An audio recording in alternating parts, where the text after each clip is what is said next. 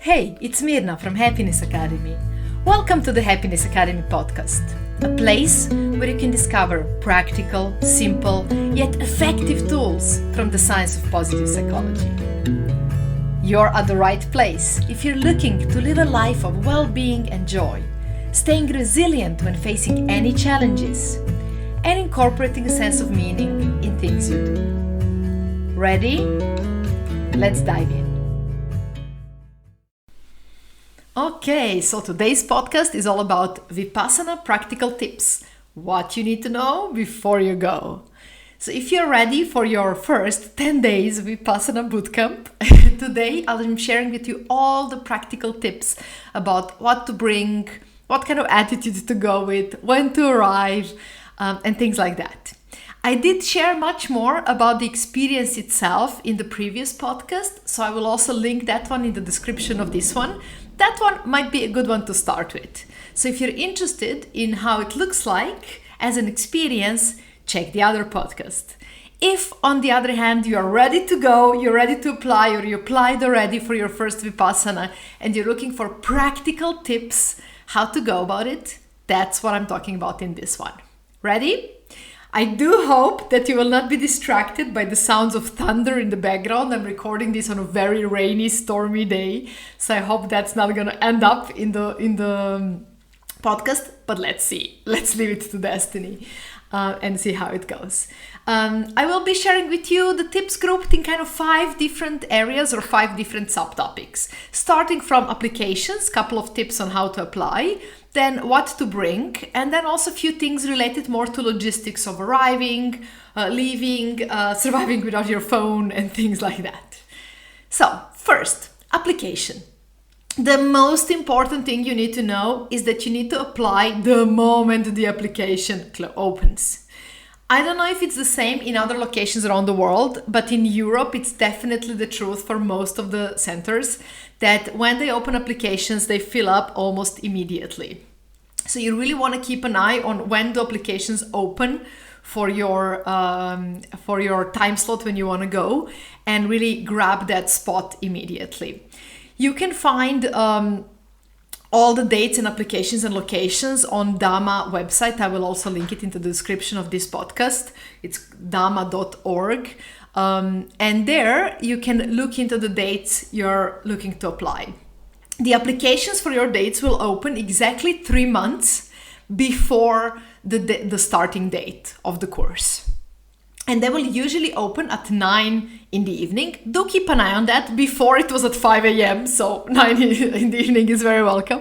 But do check that because that might be changing. So check it on the website. It will be written next to the dates and next to the application info for your course.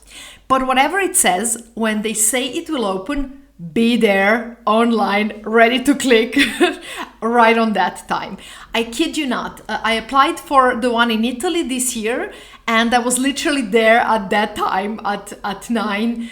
And I clicked on it the moment it opened, and I was even refreshing the page to catch it as soon as it opens. And initially I got into waiting list. And then a few days later, it turned out I'm in. So I'm not kidding. Seconds, minutes, everything counts. And while they open application at 9, it can take even up to an hour of delay. Usually it's just a couple of minutes, but it can take even up to an hour. So you do want to, look at that page from 9 a.m. and keep on refreshing it like every minute to see the moment the application's open. I know, you're practicing your patience already ahead of the event. And one more thing you want to have is you want to have your passport number prepared. And if by any chance you've been on Vipassana before and you just need a reminder from this podcast, then you also need to have the dates of when did you attend it previously. Now, once you're applied, you have some time to figure everything else out. But here are some of the other tips. What to bring? Now, you want to really think what are all the different things you might need, because there it will not be convenient to ask, right? You have to break the silence and go to servers, and it's really not that convenient, and usually you don't do it unless it's something really urgent. So you really want to think in advance, what are all the different things I might need? You don't want to forget anything, think hard. And you also want to think what might be some things that might come in handy. I will definitely recommend earplugs. No, that's not from my experience even, but from some others. They're needed. So in some centers the rooms are not shared, in others they are. In Italy they're shared with 5 people, always the same gender as you. But in other locations it might be even more people. So in each case you do want to sleep, taking into account the fairly intense days. So you do want to have earplugs with you, and maybe also a sleeping mask or something to put in your eyes. In Italy I didn't need it, I was always there in the winter though, but that could be also useful. Another thing that's a must is alarm clock. That's not your phone, because as you will need to leave the phone aside, and there is a wake up system. They wake you up with sort of a gong and so on. But if you're a bit of a control freak like me and you want to make sure everything goes smooth and so on, alarm clock is definitely recommended. And then you also want to think of all the different kinds of clothes you might want to have. Now, of course, this really depends on the season where you're coming, but something like, cozy different layers where you can be really flexible when you see if you're too cold or too hot. And maybe some scarves that you want to wrap around you that can be cozy. They do provide blankets, but it's nicer to have of your own sometimes. Definitely warm socks if you're going in the winter. And just think things like that. What are the things that keep you cozy, that make you feel more comfortable, and that you're not cold? And then, of course, things like paper tissues if you get sniffles, and then also painkillers. If you ever use them, you want to have them with you. And I mean, you can ask for any of these things, but as I said, it's not recommended, so it's much better to prepare and have everything that you might need with you. Tip number 3 is leaving it all aside. Well, when you arrive there, you will have to leave in the locker or at the center reception, or I don't know how to call it. You will have to leave your phone, your laptop. You will have to leave any books or journals. You won't be allowed to exercise. You're leaving all your coping mechanisms and addictions behind, and that can be a bit stressful. And the main purpose of that is to really focus internally and to give the method a fair chance. In sense, not using any other methods such as exercise or journaling to deal with your mind, but really practicing to use Vipassana to deal with anything that rises in your mind in terms of thoughts, emotions, and so on. Now, that can be a little bit tough, obviously, but it really helps if you focus on recognizing why it is that you're doing that, and that putting everything aside is not a limitation or a punishment or a sacrifice, but instead that it is a way that to help you focus, and that is really, as I said, giving the method a real chance and really testing it and trying it for these 10 days and giving it your all. So thinking about it that way will be really helpful with these limitations. And also to be at peace with leaving your laptop and emails and phone aside, it really helps if you announce it to pretty much everyone that you will be offline very properly for a while, because that will give you peace of mind. That will give you a bit of space of not to think, oh, what if somebody is looking for me and I'm not replying, and so on. So you want to be very transparent about that up front, that you really will not have any access to your phone or email. And it's great if you can even do that the day before you arrive to Vipassana, or maybe that morning of arrival. So you don't end up typing on the phone to a million people last 5 minutes before you need to give it away, so you don't start it off hectic. Speaking of arriving hectic, tip number 4 is seek to arrive early, like at the beginning of the arrival time slot, so you really have a bit of time to settle. So arrival is usually, at least for the center in Italy where I was, but I think it's the same everywhere, it's between 3 and 5 p.m.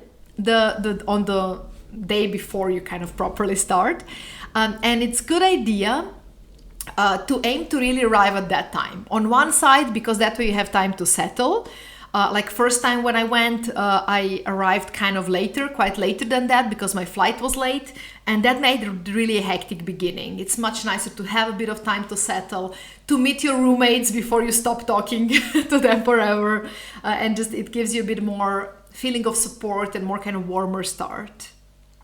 Now in Italy, in Lutirano, the center, the place where the center is, arriving at other times can also be very tricky as well, because there is no public transport connections to the center. So it's kind of also complicated unless you're coming by car to come at any other time. Speaking of location, it is also a good idea, I hope I'm not saying this too late, to choose a location which language you're comfortable with listening for long talks and discourses. So even though every Vipassana is also in English, so you will definitely have English guidance for all the meditations, it is also delivered before and after English in the language of the center. Like for me in Italy, it was Italian. In other places, it's the local, whatever local language is. And while you don't need to understand it, because you can get all the information from the English version, you do want to be comfortable with listening to that language a lot. So you don't want to be like, be stressed or annoyed by language you don't really like. So when choosing a center, think about language as well. Like for me, it was much more comfortable to do it in Italian than in some other languages. It made me feel more positive about the whole experience. So that was also one of the reasons to choose Italy. And the final tip, the tip number 5 is, if you can, protect the day after. And what I mean by that, on the last day, you finish at like 9 a.m. or 10 a.m. I think 9 a.m. the silence finishes, and then still you have maybe an hour of kind of wrap up and so on. And it is really nice after that to allow yourself a bit of time to settle back into everyday life. It is not like you super need that time because you're in some sort of crisis or whatever. You feel quite good at the end. You feel like, oh, this is done, it's wrapped up nicely, you got somewhere, and now you're free also from the boot camp. So overall, you will feel fairly good on that last day. But if you jump straight into the rat race, into the very hectic mood, into 7 million emails, into 50 conversations, you will lose a bit from integrating that experience fully and really staying with it a bit and seeing how to integrate it in your life. So if you can, it is better to leave a bit of space for transition, like a day or two or a couple of days without schedule, and with option to follow whatever you feel like, whatever shows up for you. And that's a really good idea, but it's also not a must. If you can't do it, it's okay. If you need to go straight back to work, it's okay. You won't have any challenges and issues with that. But if you can leave some space, that's a little bit nicer. Now, if you're interested how the experience itself looked like, do check in another podcast. I'm adding it to the description where I talk more about experience itself. And if you have some questions, don't be shy to shoot them over. You can always comment it under the podcast or the video, but you can also, especially if you're on Happiness Academy newsletter, the best way to reach me is by replying to any newsletter. You have my email there, or also through Happiness Academy Instagram. So any questions or ideas, don't be shy to share with me. I'll be happy to share more. Who knows what I forgot in this list of sharing tips. Now, if you would like to dive into mindfulness a bit, but not as intense as on Vipassana Bootcamp, you might be excited to hear that I'm cooking up something new, and it's a short mindfulness course which will be available in on-demand format, meaning pre-recorded videos in which I'll share with you many different mindfulness exercises, and you'll have a chance to explore diverse approaches to mindfulness.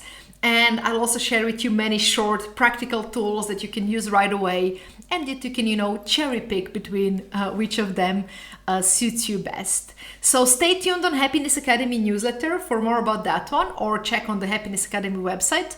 By the time you get to this podcast, who knows, maybe it will be launched already. And of course, you can always join us for a week of immersive Learning Getaway, a week on mindfulness in Croatia at Happiness Academy, where for a week we are kind of immersing ourselves in mindfulness as well, but in a very different style, much more on the side of savoring, enjoying life, building more self-awareness, learning more about ourselves and meaningful connections with others. I'm linking that one in the description as well. And good luck on your first Vipassana. I would love to hear how it went for you. Don't be shy to get in touch and let me know.